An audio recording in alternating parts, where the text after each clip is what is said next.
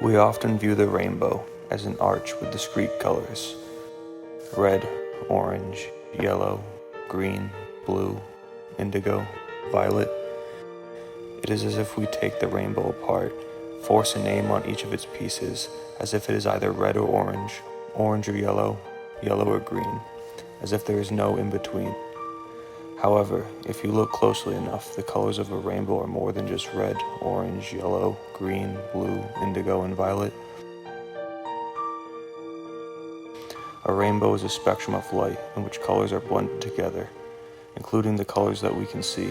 A rainbow is in fact made up of more than 1,000,000 colors. More than 1,000,000 colors, but to us we condense them down into seven colors, only 7. What about the colors that we never named?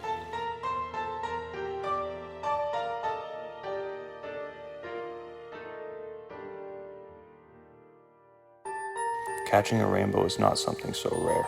However, it is also not something we can catch every day. It is special. It happens only occasionally, under the right conditions. But then if everyone sees a rainbow, can they also be one? And if they can be one, will they be red, orange, yellow, green, blue, indigo, or violet?